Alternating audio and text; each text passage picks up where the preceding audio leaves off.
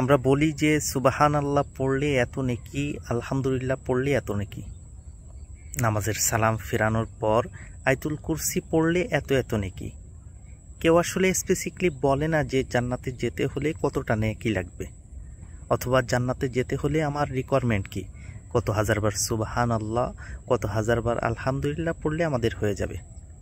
ব্যাপারটা হচ্ছে যে জান্নাত আমাদের নেকি দিয়া নির্ধারণই হয়নি। জান্নাত নির্ধারিত হয় আমাদের ঈমান দিয়া। যেমনিভাবে বলা হয়েছে যে কুলু লা ইলাহা ইল্লাল্লাহ ফাদখালাল জান্নাহ, যে তুমি লা ইলাহা ইল্লাল্লাহ পড়েছো মানেই জান্নাতি হয়ে গেছো। যে লা ইলাহা ইল্লাল্লাহ পড়বে এবং বলবে যে আল্লাহ ছাড়া কোনো বিধানই আমি মানি না, আল্লাহর আইন ছাড়া কোনো আইনই আমি মানি না, এটাই হচ্ছে আসলে ঈমান। আর এই ঈমানই আপনাকে জান্নাতে নিয়ে যেতে পারবে। তাছাড়া আপনার আমল দিয়ে আপনি জান্নাতে যেতে পারবেন না। যেমন আপনি স্কুলের প্রত্যেকটা সিলেবাস দেখে দেখে আপনি চিন্তা করতেছেন আর বলতেছেন যে এই সিলেবাসটায় আমি কত নাম্বার পাবো, ওইটাতে আমি কত নাম্বার পাবো, অথচ স্কুলের ভর্তি খাতায় আপনার কোনো নামই নাই।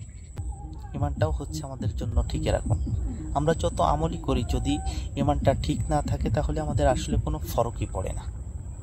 তবে আমাদের ইবাদতের কোয়ান্টিটি দিয়ে আমরা মেজারমেন্ট করতে পারি আমরা কোন কোয়ালিটির মুসলিম, কোন স্তরের জান্নাত পাবো। আমাদের ইবাদতের কোয়ালিটি আমাদেরকে নির্ধারণ করে দিবে আমরা কোন কোয়ালিটির জান্নাত পাবো।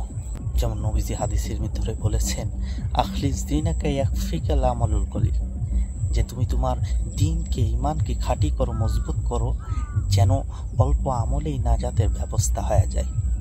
সুতরাং আপনি আপনার ঈমানকে যদি ঠিক না করেন, আপনার আকীদাগত এমন শিরকি কুফরি আকীদা যদি আপনি পোষণ করেন, যে আকীদা পোষণ করার পর আপনি অনন্তকাল জাহান্নামে যেতে হবে, যে আকীদা পোষণ করার পর আপনি কত কোয়ান্টিটি তাহাজ্জুদ পড়েছেন, কত কোয়ান্টিটি দান করেছেন, ডাজেন্ট ম্যাটার, কোনো ফরক পড়ে না। সুতরাং আপনি আপনার ঈমানকে মজবুত করুন।